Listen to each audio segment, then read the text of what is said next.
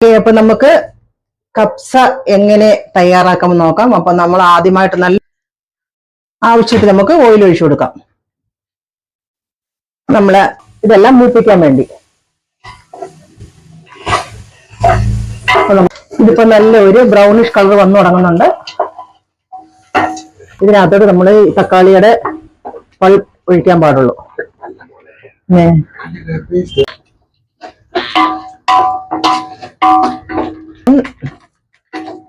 കപ്സയുടെ മസാലയാണ് നമ്മളിപ്പോ ഇട്ട് നമുക്ക് ഇതിനകത്തോട്ട് ഒരു നാരങ്ങ പിഴിഞ്ഞ്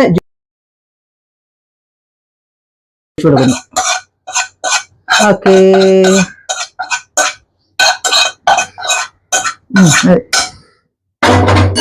അപ്പൊ നമ്മൾ ചിക്കന് ഇതുപോലെ കോരി എടുത്തു. ഇനി ഇതിനകത്തോട്ട് നമ്മൾ സ്വല്പം ഗ്രേവി ഇപ്പൊ നമ്മൾ ഇതുപോലെ ഗ്രേവി ഉണ്ടാക്കുന്നു. അതിനകത്തോട്ട് നമ്മൾ ഓരോ കഷ്ണം എടുത്തിട്ട് മസാല പുരട്ടി ഇതുപോലെ വെക്കുന്നു.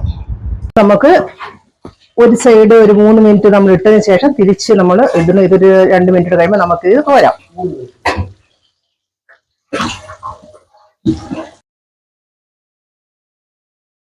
അതിനുശേഷം നമ്മൾ വീണ്ടും ഇതുപോലെ ഇട്ട് കൊടുക്കുന്നുണ്ട്.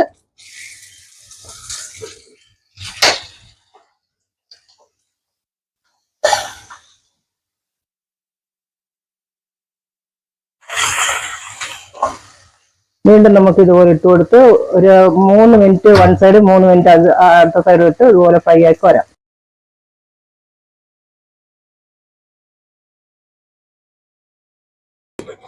അപ്പൊ നമ്മള് അരി ഇട്ടതിന് ശേഷം അരിയിൽ പുറത്തോട്ട് അരി ഒരു 3/4 വേവായിട്ട്